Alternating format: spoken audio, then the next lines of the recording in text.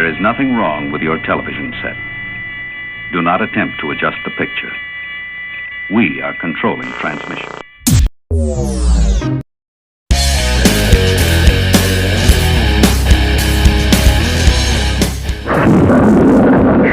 Welcome to Log 5's Full Metal series.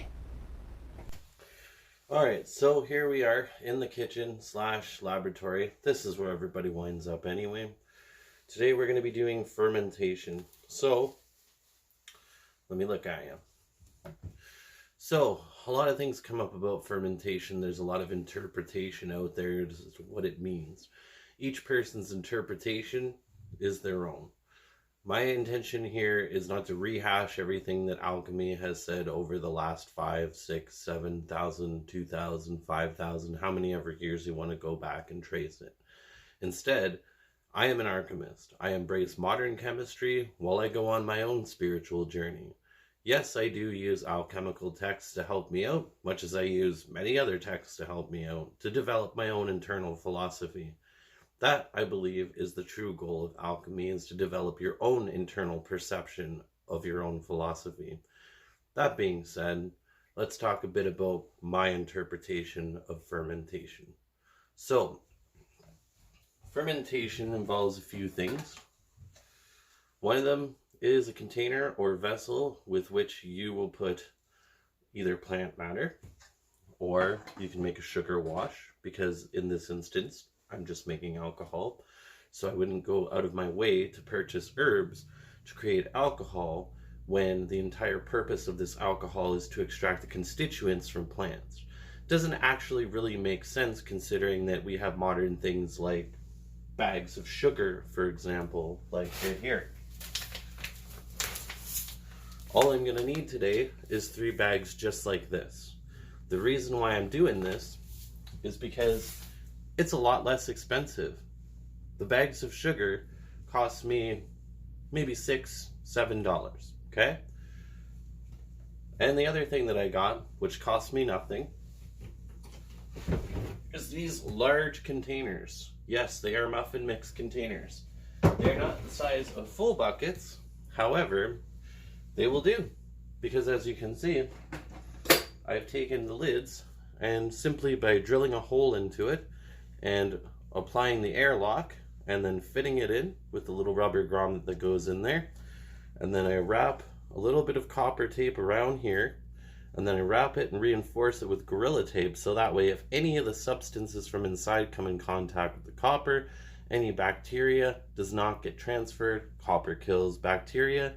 If you don't know this already, I have posts and I can even put it in the description for you if you really want to see that. It's pretty cool. So anyway, moving on.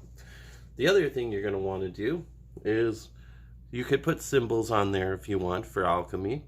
I'd recommend learning them. It makes things a little more interesting as far as your internal journey goes. But it's not really necessary because we're just making regular alcohol here. It's not necessarily the destination. The journey is the destination. That's in my podcast. By the way, you should check that. It'll also be in the description. So here we are. It's just a simple batch label. Tells us what our desired gravity is, the amount of sugar. Now I know you can't see that, so I'll tell you what it says. Here we're going for 9.779 liters of water with 2.01 kilograms of sugar, and our desired original gravity is 1.0700. So we got this off online off a sugar wash recipe predictor. It's very easy to use. Pretty fundamental stuff. We're going for about 3 liters of alcohol, as pure and high as content as I can possibly get it, which is going to wind up being a fairly substantial amount by the time we're done, because we also are using, not an advertisement, turbo yeast. Now this puppy was about 16, 17 bucks a package, and I can split this in half between 2 buckets and actually make about 6 gallons of alcohol. Now I'm shooting for maybe 14 to 15%, which winds up being a pretty significant amount of alcohol by the time we're done distilling it, which we're going to talk about in a different video a little bit later. So for now, what we're doing is we're just sort of cleaning things up. So everything is sort of soaking in soap right now. We got bucket number 1 over here. And if I just turn you a little bit this way, bring you over here, you can see there's bucket number 2. And way over here, I have the pot that we're going to use to boil the water. And in the sink, I also have a big spoon. And over here on the counter, which I'll bring over to you, this light, little pipette. Now, that's soaking in some bleach solution. I'm going to tell you right now that everything is going to be cleaned up, and I'll show you that in a minute. But basically, the idea here is to take everything and just sort of clean it out really, really good. And then after, you're going to rinse it really, really, really, really good.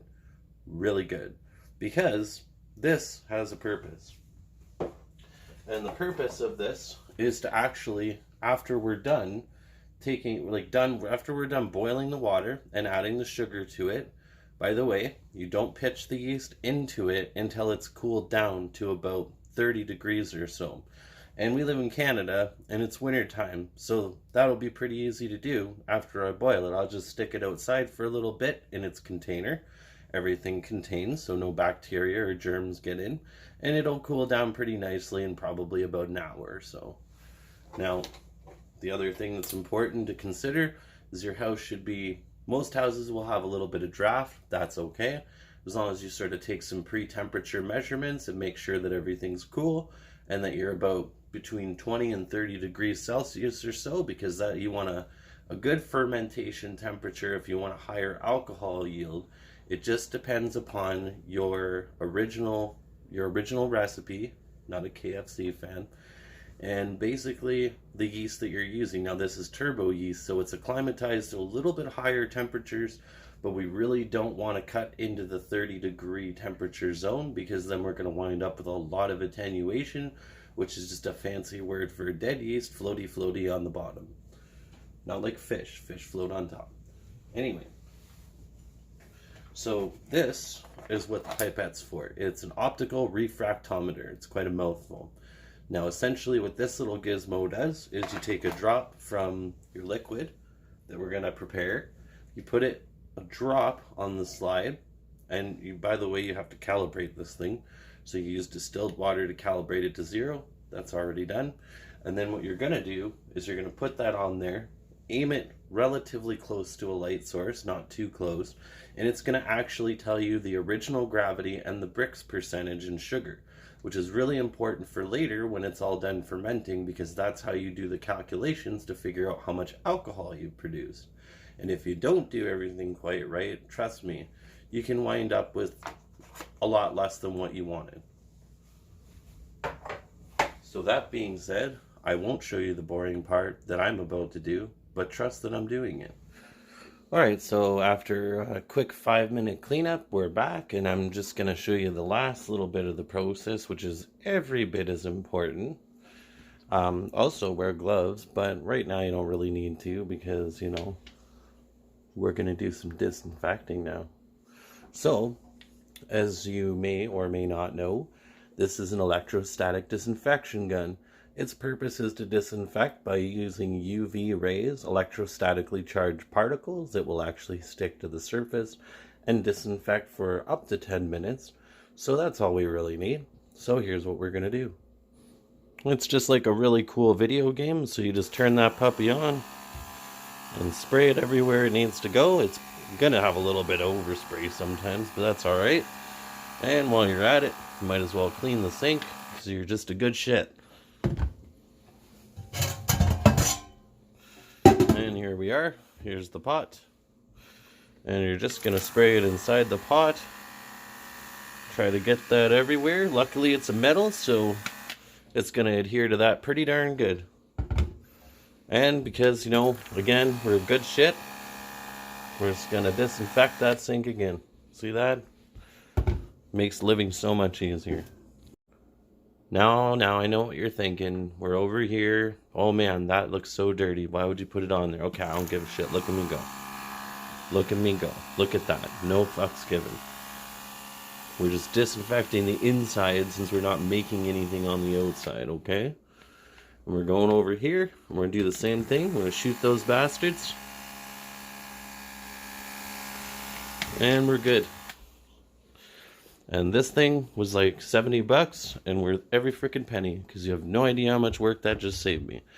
Otherwise, you'd have to be scrubbing everything down, and that's just pain in the ass.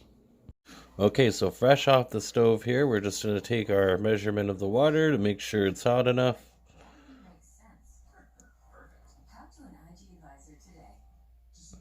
And that's good enough.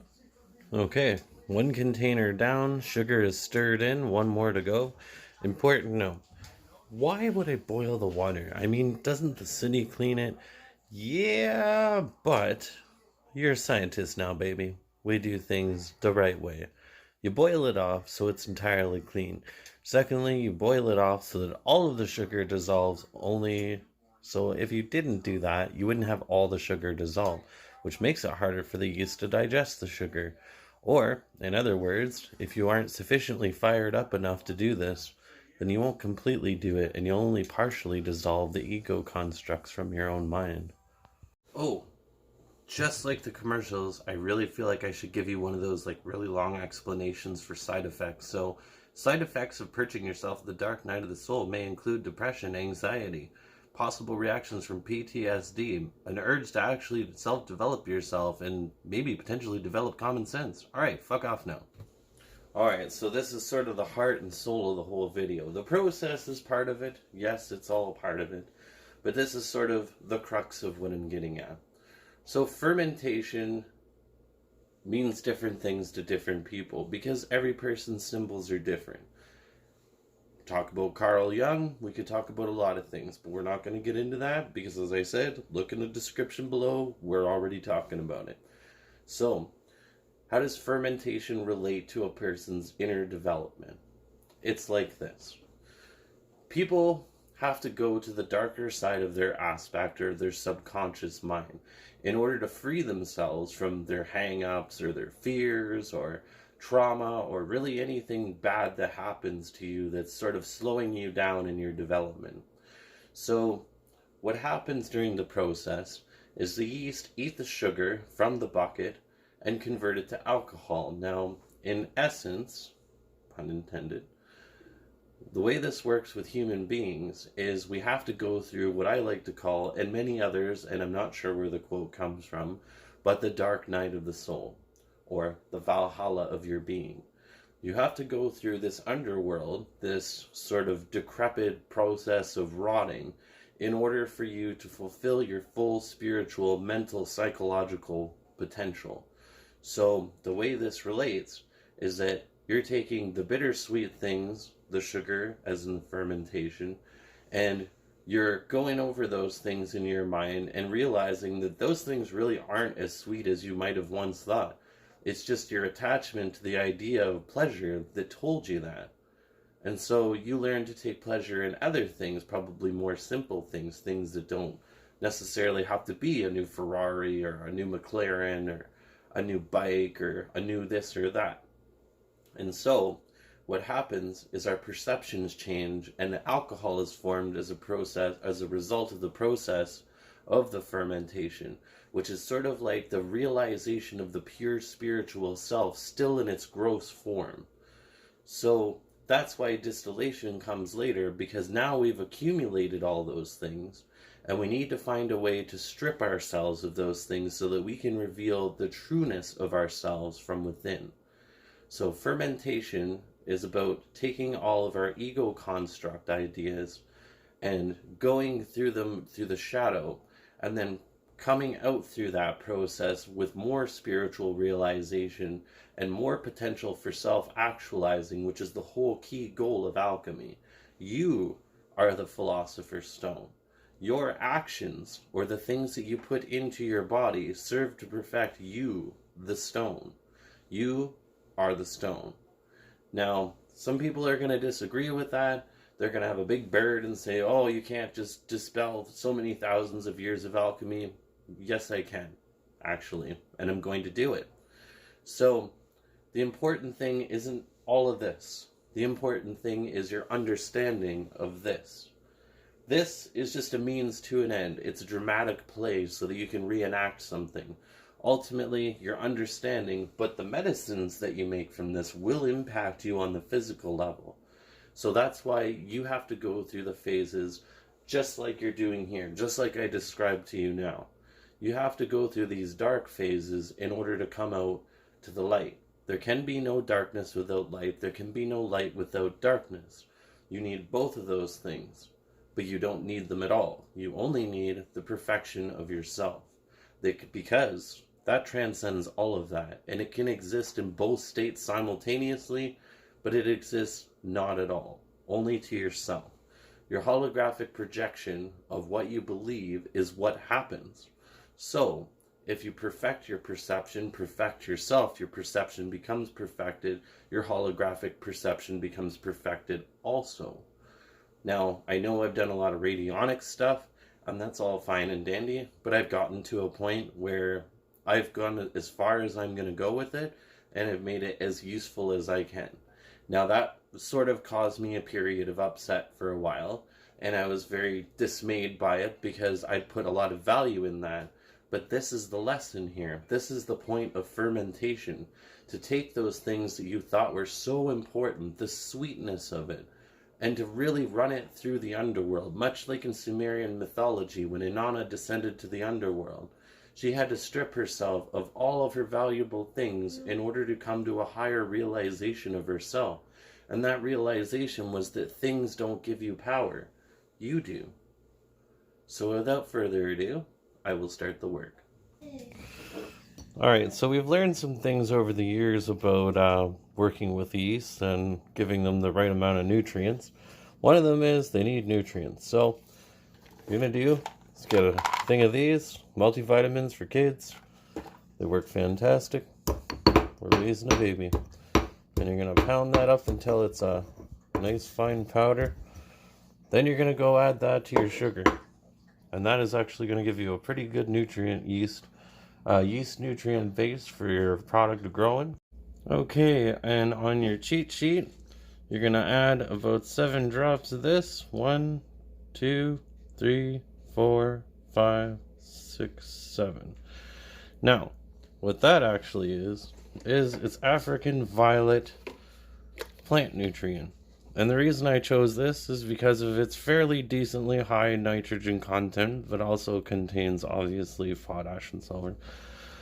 Now, that's really important because those are C. Cafe Hoffman, if you remember the anagram from chemistry, some of the fundamental building blocks of life. They are things that are necessary for life to thrive and grow. Because not only are we going to use radioergonomy in the process and also chemistry, but we're going to merge those things together, and that is basically what alchemy is all about.